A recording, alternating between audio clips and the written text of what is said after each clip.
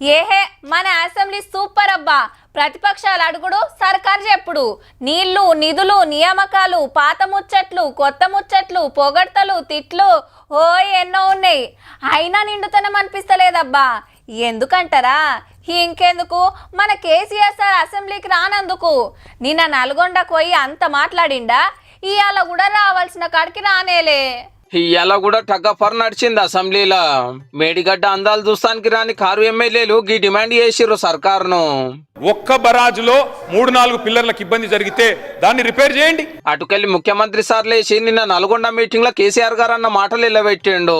ప్రధాన ప్రతిపక్ష పార్టీ హోదాలో ఉండి ఒక రాష్ట్ర ముఖ్యమంత్రిని పట్టుకొని ఏం బీకనిక పోయినావు అని అడిగితే, రా ఇప్పటికే ప్రజల్ని ప్యాంట్ ఊడబిక్కురు, ఉన్న అంగి చొక్కా కూడా ఊడబిక్తాం.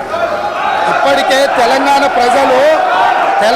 ప్రజలు మొన్న జరిగిన ఎన్నికలలో మీ పాయింట్ ఊడబిక్కిర్రు. బొక్కబోర్లో పడితే బొక్కలు ఇరిగినాయి మీకు, అయినా మీ బుద్ధి మారలేదు. మేడిగడ్డ నింపండి, కాళేశ్వరంలో పంపింగ్ స్టార్ట్ చేయండి.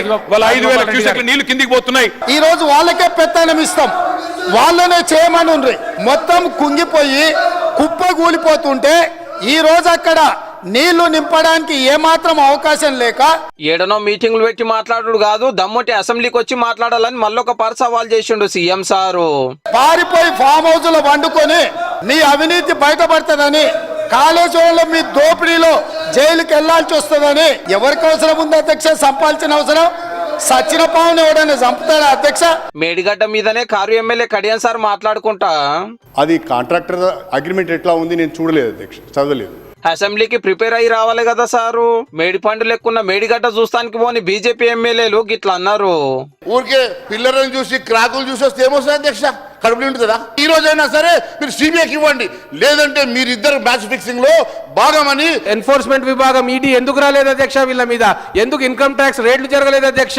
దొంగలు కలిసి ఊళ్ళు దోచుకుందామని అధ్యక్ష వాళ్ళ అభిప్రాయం. కారు కౌశిక్ రెడ్డి గారు ఊకుకే లేస్తుంటే మంత్రి పొన్నం సార్ మైక్ తీసుకున్నాడు. ఓట్లు లేకపోతే భార్య పిల్లలతోటి శవయాత్ర చూడాల్సి వస్తుంది మాట్లాడితే ఎట్లా అధ్యక్ష? అటుకెళ్లి కేటీఆర్ సారు ఏహే కూకో అనే వరకు గిట్లా అరుచుకున్నారు. ఇటుకెళ్ళి ఇవాళ ఒక మనిషిగా చూడలే బాధితులను కూడా తెలంగాణ ప్రజానికం. కేటీఆర్ గారు అహంకారంతో కూర్చోవాలంటున్నా అంటే ఎంత అహంకారం ఉంది ఆ కేటీఆర్ గారికి? తెలంగాణ ప్రజలు చెంపచెల్లు కనిపించే అయినా బుద్ధి రాలేదు. సీనియర్ కాంగ్రెస్ ఎమ్మెల్యేలను కారోలు ఎట్లా రెచ్చగొడుతున్నారో సభలో చెప్పిండు రాజగోపాల్ రెడ్డి సారు. మా కాంగ్రెస్ పార్టీ సభ్యుల దగ్గర పోయి నీకు మంత్రి పదవి రాలేదు, నీకు అది రాలేదు, నీకు అది అని మమ్మల్ని రెచ్చగొట్టి పార్టీని చీల్చే కుట్ర వీళ్ళు చేస్తున్నారు అధ్యక్ష. ఇది వాళ్ళ నైజం, వాళ్ళ కడుపులో విషం ఉంది. తెలంగాణ లోగోని మార్చొద్దని కోరి బడ్జెట్ గురించి ఈ మాట అన్నాడు కడియం సారు.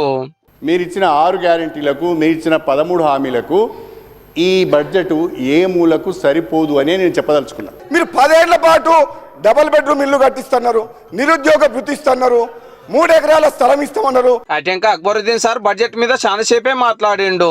పొద్దుగాల కాంగ్రెస్ వాళ్ళు లేట్ వచ్చిరని ఎన్నో మాట్లాడిన బీఆర్ఎస్ ఎమ్మెల్యేలు పగటిలో ఒక్కలంటే ఒక్కరు కూడా లేరు అసెంబ్లీలో. కుర్చీలు మొత్తం ఖాళీ. లోపట మాట్లాడమంటే బయట మీడియా పాయింట్ కాడ మాట్లాడనిస్తలేరని ధర్నా చేసిర్రు ఎమ్మెల్యేలు అంతా. బ్యారేజీ పునరుద్ధరణకు ఏమేమి అవకాశాలు ఉన్నాయో పునరుద్ధరణ చర్యలు వెంటనే చేపట్టాలి. రేవంత్ రెడ్డి రాజీనామా చేయమను, నేను ముఖ్యమంత్రిగా ప్రమాణ స్వీకారం చేసి నేను చేసి చూపిస్తాను. నాకు బాధ్యత ఇస్తే I'm ready to take it. Telangana రాకముందుకు కాంగ్రెస్ ఏలువాడి గురించి మండలిలో కవితక్క చెప్తుంటే చైర్మన్ గుత్తా సుఖేందర్ రెడ్డి సార్ ఇట్లా అన్నాడు. కాంగ్రెస్ ప్రభుత్వమే కదా సార్, వాళ్ళు కాదు సార్, ఉమ్మడి ఆంధ్రప్రదేశ్ అడుగుతున్నా సార్. దయచేసి పాలించింది ఆంధ్ర వాళ్ళు వెళ్ళిపోయింది సార్, మరి ఏదో ఒక కులమానం ఉండాలి కదా సార్.